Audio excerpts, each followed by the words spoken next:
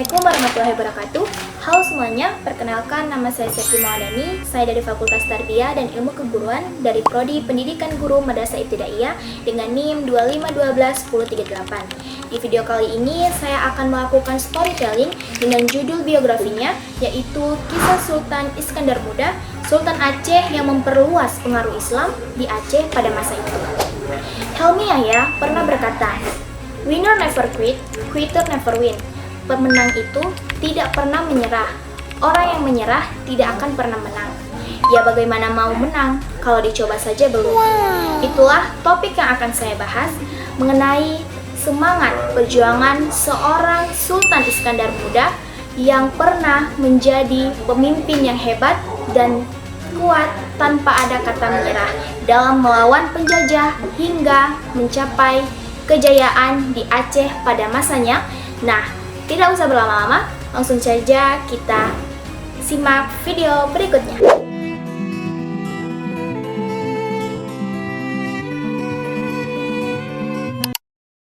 Sultan Iskandar Muda.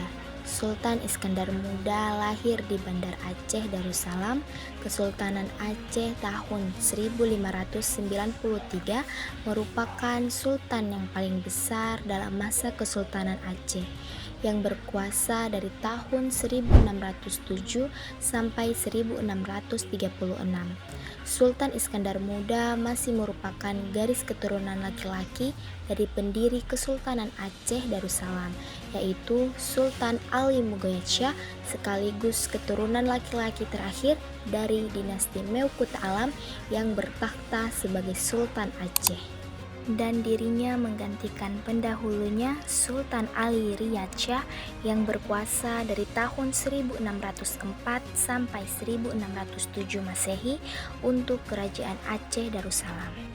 Masa kekuasaan Sultan Iskandar Muda yang dimulai pada tahun 1607 sampai 1636 merupakan masa paling gemilang bagi Kesultanan Aceh, walaupun di sisi lain kontrol ketat yang dilakukan oleh Iskandar Muda menyebabkan banyak pemberontakan di kemudian hari setelah mengangkatnya menjadi sultan.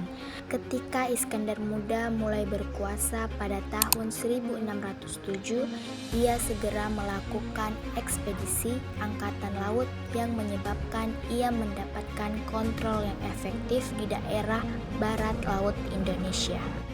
Masa kejayaan Aceh. Kendali kerajaan terlaksana dengan lancar di semua pelabuhan penting di pantai barat Sumatera dan di pantai timur. Sampai ke Asahan di selatan, pelayaran menaklukkannya dilancarkan sampai jauh ke Penang. Di pantai timur Semenanjung Melayu dan pedagang asing dipaksa untuk tunduk kepadanya, kerajaannya kaya raya dan menjadi pusat ilmu pengetahuan. Aceh merupakan negeri yang amat kaya dan makmur pada masa kejayaannya.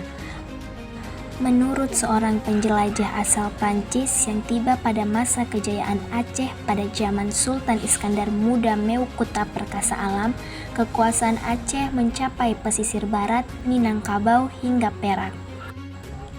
Selama 30 tahun masa pemerintahannya pada tahun 1606 sampai 1636, Sultan Iskandar Muda telah membawa kerajaan Aceh Darussalam dalam kejayaan. Saat itu kerajaan ini telah menjadi kerajaan Islam kelima terbesar di dunia setelah kerajaan Islam Maroko, Isfahan, Persia, dan Agra. Seluruh wilayah Semenanjung Melayu telah disatukan di bawah kerajaannya dan secara ekonomi kerajaan Aceh Darussalam telah memiliki hubungan diplomasi perdagangan yang baik secara internasional. Kepemimpinan Sultan Iskandar Muda memberikan kesan prihatin kepada dunia dan masyarakatnya, bahwa selama kepemimpinan beliau mendapat julukan sebagai paduka atau raja. Selain itu juga, nilai-nilai pada kepemimpinan Sultan Iskandar Muda mencerminkan keadilan, keberanian, ketegasan, hingga tindakan mencapai puncak kejayaan. Di samping itu, masa kepemimpinan beliau memberikan dukungan kuat kepada masyarakatnya untuk memantapkan ilmu pengetahuan agama. Sultan Iskandar Muda wafat di Bandar Aceh Darussalam, Kesultanan Aceh pada tanggal 27 Desember tahun 1636. Masjid Raya Baitur Rahman merupakan salah satu bangunan bersejarah yang dibangun oleh Sultan Iskandar Muda pada masa kejayaan Kesultanan Aceh Darussalam. Beberapa tempat yang menggunakan nama Sultan Iskandar Muda. Beberapa tempat itu antara lain Bandar Udara Internasional Sultan Iskandar Muda, Universitas Iskandar Muda, Taman Iskandar Muda, dan yang terakhir nama ruas jalan. Nah guys, bagaimana video storytelling kita kali ini?